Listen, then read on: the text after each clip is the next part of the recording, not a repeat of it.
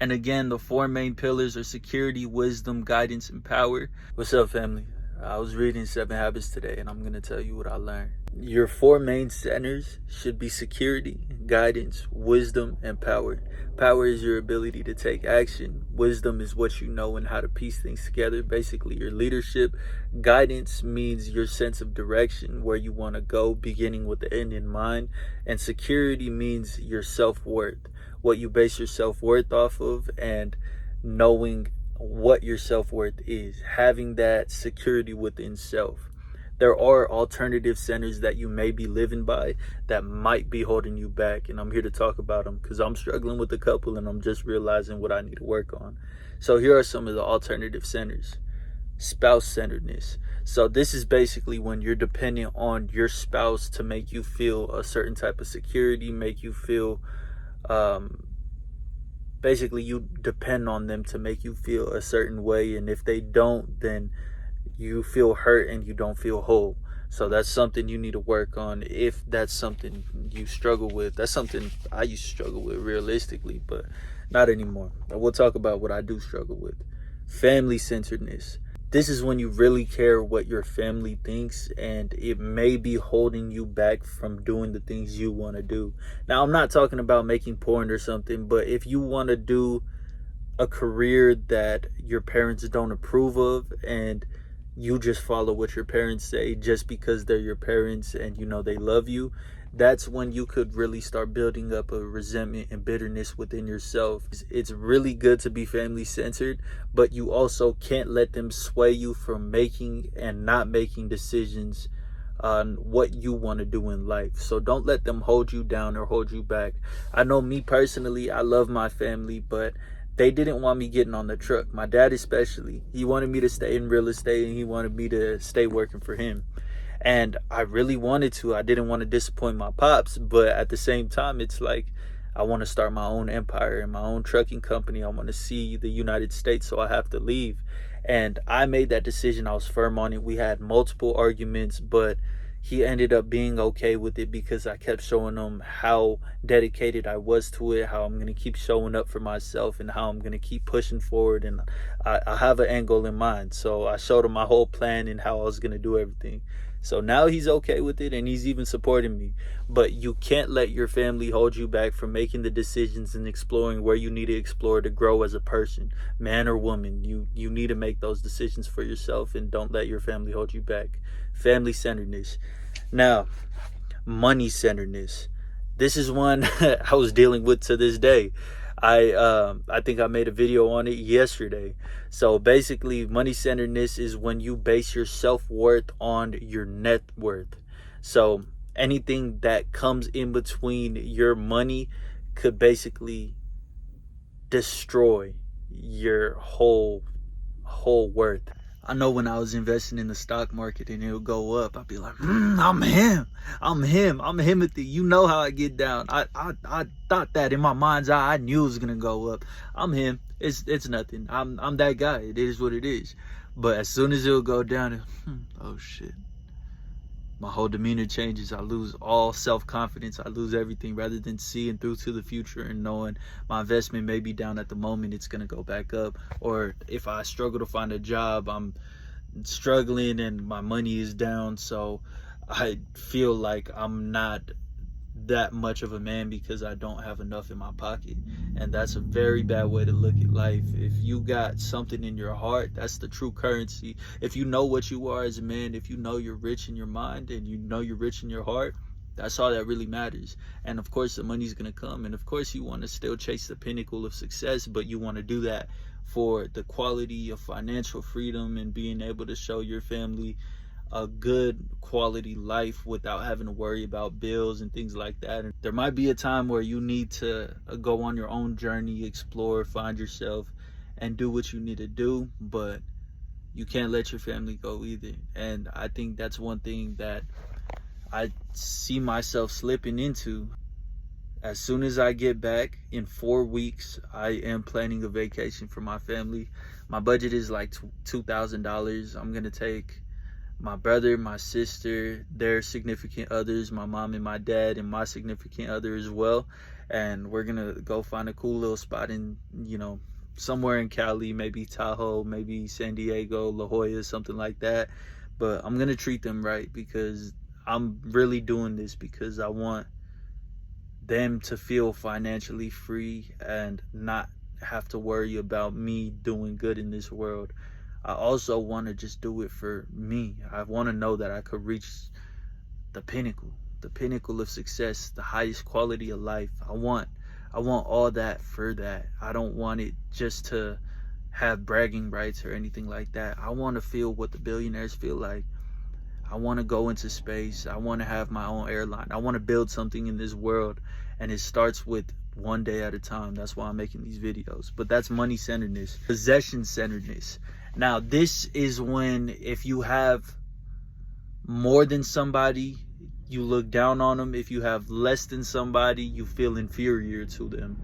And I admit, yeah, I'm guilty of this as well. Of course, I gotta correct this, but I definitely remember looking at somebody and like looking at dirty shoes and just being like, yeah. But that's so fucked up. Like, looking back at it, that's extremely fucked up. I should not be doing that. Why would I judge somebody just based off what they have? Or if somebody's like weaker than me, I'm just like, yeah, I'm strong. Yeah. Like, what the fuck? Why am I using the opportunity of someone who's weaker than me at the gym bettering themselves to fucking try and make myself feel better? Because I clearly have some sort of insecurity I'm not dealing with if I need to do that. And if I see somebody bigger than me or stronger than me, it might make me angry, or I might feel like, like, what the fuck, inferior. That's not good at all. So that's one thing I've definitely been coming to terms with and correcting anytime my elephant mind wanted to wander into that basically negative energy. So that's something I corrected. Possession centeredness. If you got more than somebody, you don't look down on them. If you got less than somebody, you don't look up to them. Treat people like people. It's all in the heart. That's what you respect. Money could only amplify what you are. So if you're a good man, you're going to be a better man. If you're a weak man, you're going to be a weaker man. If you're an angry man, you're going to be an angrier man. If you're a depressed man, you're going to be suicidal. So keep what's in your heart. Keep what's in your mind right. Care for others like you'd care for yourself. Care for others like you care for your family, and you should be cool on that. Forget possessive centeredness. That's not it. Pleasure centeredness. Yeah, that's big. That's big on me as well.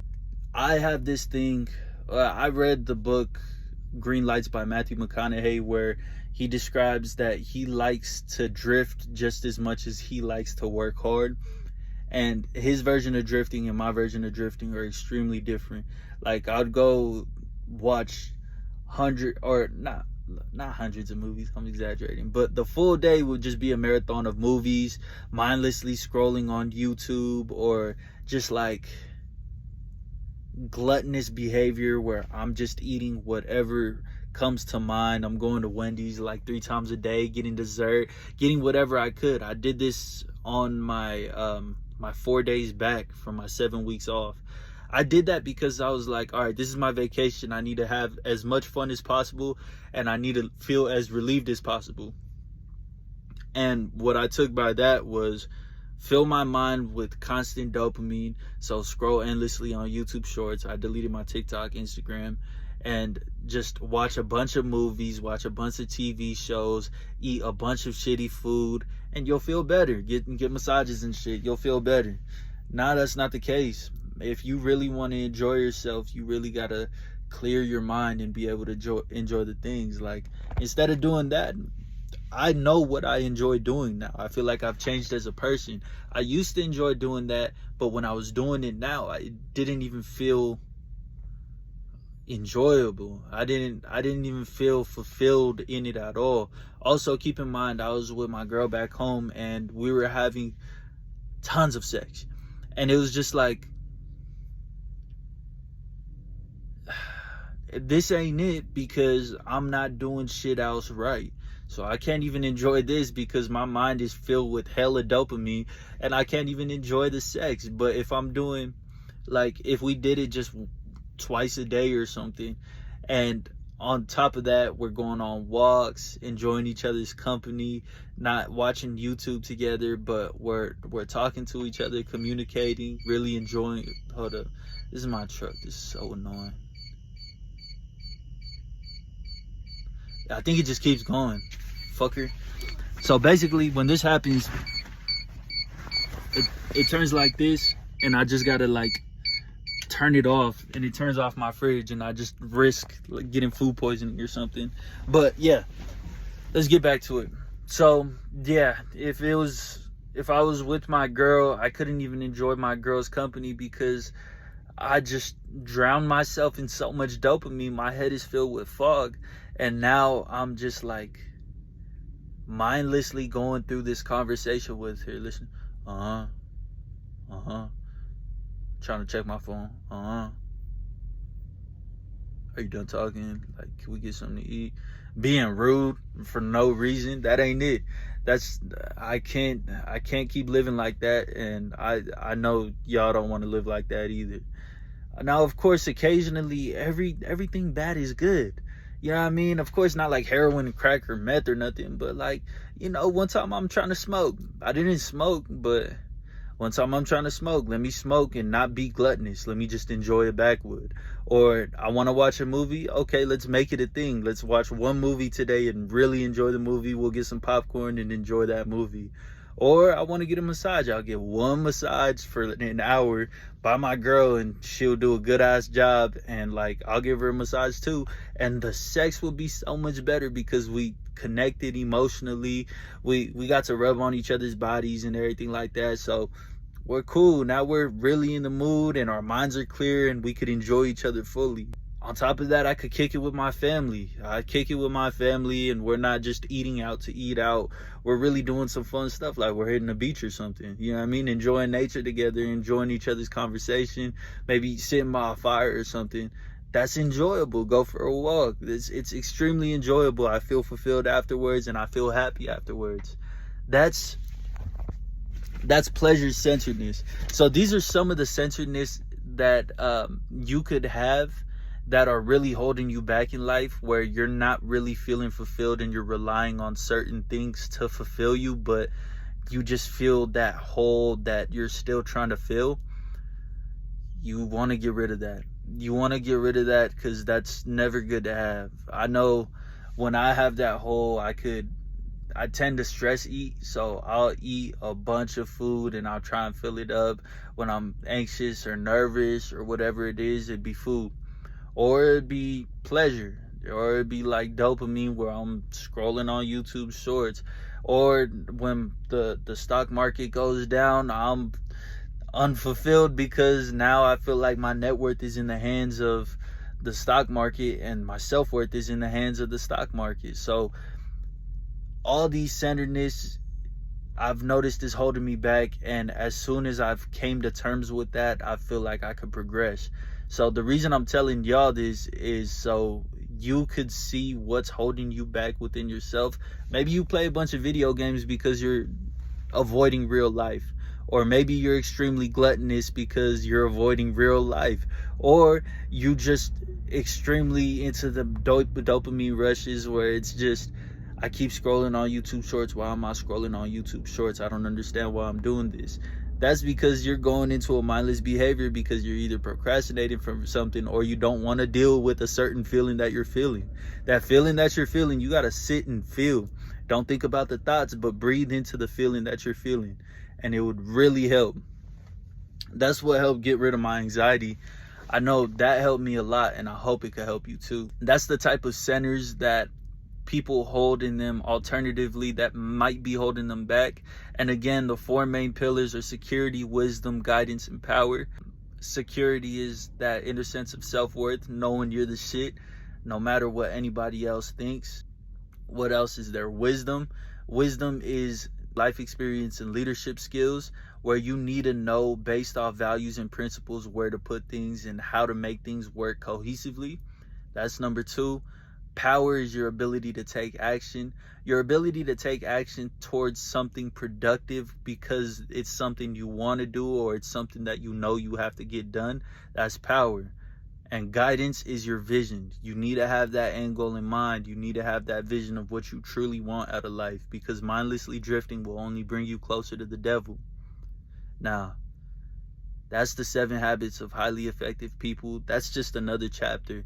Now, when I tell you I'm reading, annotating, highlighting, and taking notes and offering my own personal experience to every word I read, I'm doing that. That's why I'm going through this book so slow, but I feel like it's just pages made out of gold. So much knowledge in them that it is really changing my life. So I just want to share it with y'all. I hope it helps y'all too. But I highly recommend y'all read it too. And then if you have read it, leave a comment, show some love, like, subscribe. We'll be back in this tomorrow. Have a great rest of your day. I love y'all.